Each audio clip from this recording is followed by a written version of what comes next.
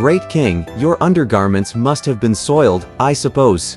They haven't been washed for a long time, and that's why these things are growing on you." Terribly embarrassed, the Fiend King said, "I have never had these things grow on me before. Why does it have to be this very night that I disgrace myself?" Laughing, the lady said, "There's no disgrace. As the proverb says, even an emperor's body may have 3 lice. Take off your clothes, and I'll try to catch some of them for you." The Fiend King indeed began to loosen his belt and his clothes. On one side the specious Spring Grace stared at the Fiend King's body. On every layer of his clothing fleas were hopping about, and every garment had rows of big bedbugs. Those lice, big and small, were so thick that they resembled ants pouring out of their hills. By the time the 3rd layer of clothing was hitched up, one could see countless insects swarming all over the golden bells. The specious Spring Grace said, "Great King, give me the bells so that I, too, can catch some lice for you." The Fiend King was both so embarrassed and frightened that he could not tell the true from the false. He handed over the bells, and the specious Spring Grace took them over and played with them for a long time in his hands. When he saw the Fiend King lower his head to shake his clothing, he immediately hid the bells. Pulling off 3 strands of hair, he changed them into 3 exact copies of the golden bells, which he deliberately turned over and examined before the lamps. Then, as he swayed and wriggled here and there, he shook his body slightly and at once retrieved all those lice, fleas, and bedbugs. The specious golden bells were returned to the fiend who, when he took them in his hands, was more unperceiving than ever. Unable to tell the difference at all, he held up the bells with both hands and presented them to the lady, saying, "This time you put them away most carefully, so that nothing like last time will happen again." The lady gently opened her garment trunk, put the specious bells inside, and bolted the trunk with a lock of yellow gold.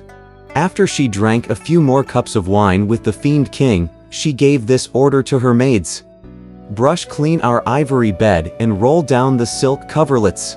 I'll sleep with the Great King." "I don't have the luck. I don't have the luck," said the Fiend King repeatedly. "I dare not join you. Let me take a palace maiden and go to the West Palace instead." "Madam, please rest by yourself." They all retired, and we shall leave them for the moment.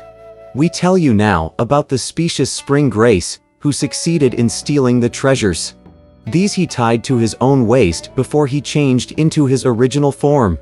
With a shake of his body he retrieved also the sleep-inducing insect. As he walked along, he heard the sound of rattle and gong announcing the hour of the 3rd watch. "Dear pilgrim." Making the magic sign with his fingers, he recited a spell and exercised the magic of body concealment to reach the front door.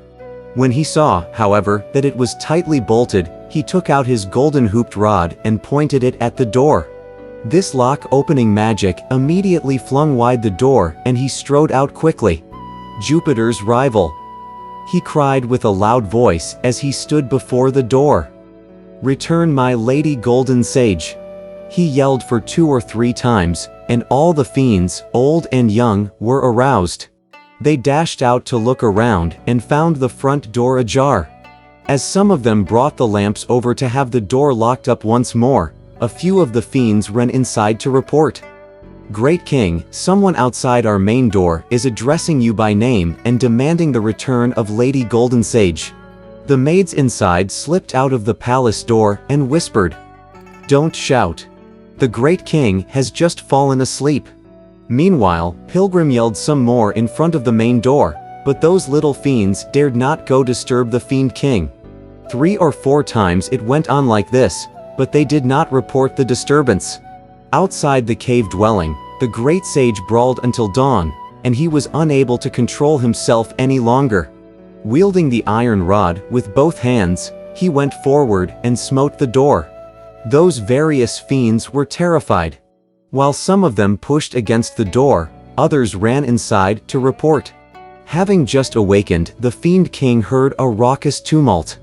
He dressed hurriedly and emerged from the silk curtains to ask, "What's all this noise?" The maids knelt down and said, Father, we don't know who it was who shouted abuses at us for half the night outside. Now he is even striking at the door." As the Fiend King walked out of the palace door, he ran into several little fiends, who kowtowed rather timidly and said, "Someone outside is shouting abuses and demanding the Lady Golden Sage Palace." When we said no to him, he spewed out countless insults, simply awful stuff. When he saw that the great king did not go out even at daybreak, he began to strike at our door. "Don't open it yet," said the fiend. "Go and ask for his name and where he came from. Hurry back to report to me." One of the little fiends ran out and asked through the door, "Who is here striking at our door?" Pilgrim replied, "I'm External Grandpa, Weigong, sent here by the Scarlet Purple Kingdom to take Lady Sage Palace back to her own country." When the little fiend heard this, he returned with these words as his report, and the Fiend King set out for the rear palace to make further investigation of his intruder. The lady, you see, had just risen, and she had not yet washed or had her hair combed when her maid said, "Father is here." Tidying her clothes hurriedly but leaving her hair unpinned, the lady met him outside the palace. After they took their seats, and before she could even ask why the Fiend King had come in, another little fiend dashed in to report, "That External Grandpa has smashed our door." With a laugh, the fiend said, "Madam, how many generals and commanders do you have at court?" The lady said, "We have 48 brigades and 1,000 fine generals. At the various borders, there are countless marshals and commanders. Is there someone with the surname of External?" asked the Fiend King. "Inside the palace," replied the lady.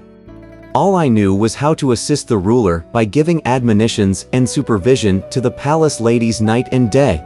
The external affairs are endless. How could I remember any name or surname?" The Fiend King said, "Our visitor calls himself External Grandpa, but no such surname, I'm sure, appears in the 100 family names. Since you have come from an aristocratic family and you are so intelligent by nature, you must have read all kinds of books and chronicles when you were at the royal palace. Do you remember whether this surname has appeared in any text at all?" "Only in the 1,000-character treatise," replied the lady.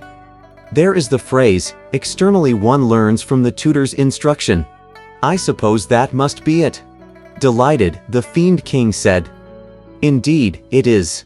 Indeed, it is." He rose and took leave of the lady to go to the skinning pavilion. After he had suited up his armor properly, he summoned his fiendish troops and went straight out the front door, his hands holding a spreading flower axe. "Who is the External Grandpa who comes from the Scarlet Purple Kingdom?" he cried in a loud voice. Gripping the golden hooped rod with his right hand, Pilgrim pointed with his left hand at the Fiend King and said, "Worthy nephew, why are you addressing me?" When the Fiend King saw him, he was filled with anger. "Look at you," he bellowed. "Your features are an ape's.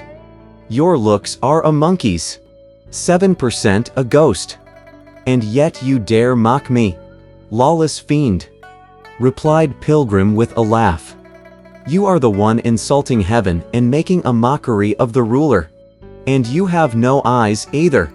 When I caused great disturbance in the celestial palace 500 years ago, all those divine warriors of the ninefold heaven wouldn't have dared address me without the word venerable when they saw me. Now you call me your grandpa? Is that too much of a loss for you? Tell me quickly your name and surname," snapped the Fiend King. "And what sort of martial art you have learned that you dare act with such insolence around here?" Pilgrim said, "You'd have been better if you hadn't asked about that. For when I announce my name and surname, I fear that you wouldn't know where to stand. Step closer, stand firmly, and listen to my recital. My parents who begot me were heaven and earth. The sun and moon's essence had me conceived and carried in a stone for countless years. A spirit root formed and nursed me, oh, how strange. As spring quickened nature, I was born that year. Today, I'm an immortal for all times. Once a captain of many gathered fiends. I made monsters bow before the red cliffs. A summons issued the great Emperor Jade. The gold star Venus with a decree came to ask me to hold an office in heaven. But I was not pleased with Banhorse, the rank. I plotted at first rebellion at my cave. Then I disturbed with arms the royal court. Deva Pagoda Bearer and his prince both shrank back in terror after our fight. Gold Star addressed the Cosmic King again, who sent next a pacifying decree to make me equal to heaven, true great sage, a proper name for fine talent of the state, because I disturbed, too, the Peaches feast. Wrath I incurred when I stole pills, half drunk. Laozi himself before the throne appeared. The West Queen Mother at Jade Terrace bowed, learning that I had mocked the laws of kings. Soldiers they called up and dispatches sent, 100,000 savage planetoids, and dense rows of halberds, lances, and swords. As cosmic nets were spread throughout the mount, we raised up our arms for a mighty meet. The fight was fierce, but neither side could win. And Erlang arrived on Guanying's advice. To find out who was stronger, we two fought, though he had the Plum Mountain Brothers' aid. As we transformed ourselves to show our strength, 3 sages in heaven pushed the clouds aside,